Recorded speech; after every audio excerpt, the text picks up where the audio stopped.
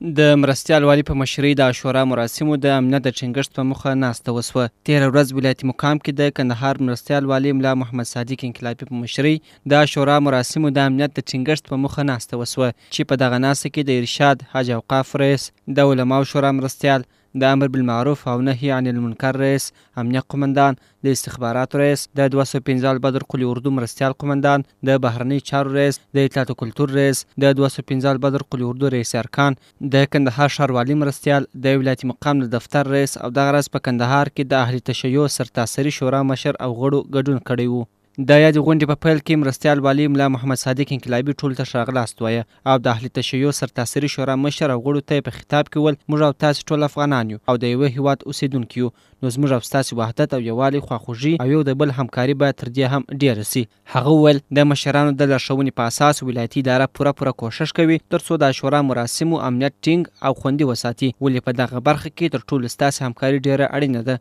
ناسته کې د کمیټې ټولو غړو په خاصه توګه د امنیت د برخو مسؤلینو له خپل اړخه د پوره چمتووالي اړوند معلومات له مرستیال والي او د اهل تشیع سرتاسري شورا له مشرتابه او غړو سره شریک کړل او د امنیت د ټینګښت په برخه کې د بشپړې همکارۍ ډاډ ورکړ او د عاشورا مراسمو د لمانځنې په برخه کې جوړه سوې کړنلاره هم یو په یو د اهل تشیع سرتاسري شورا له مشرتابه او غړو سره شریکه سوه او غوښتنه ورڅخه وسوه تر څو د عاشورا ټول مراسم د یادې کړنلارې مطابق ترسره کړي. وروستیو کې د اهل تشیع سرتاسري شورا مشر او غړو د مرستیال والي او د امنیت د برخې ترڅنګ د نورو ملکي ادارو له مسؤلینو مننه وکړه چې کندهار کې د اهل تشیع امنیت په بشپړه توګه خوندي ساتلی، د دوی سره نیک او ښه چلند کوي او دغه راز د ټولو ادارو دروازې د دوی پر مخ خلاصې کړي. دوی دغه راز د عاشورا مراسمو د ښه لمانځنې په موخه په بېلابېلو برخو کې نظرونه، مشورې او وړاندیزونه هم شریک کړل چې مرستیال والي ورته د بشپړې همکارۍ ډاډ ورکړ.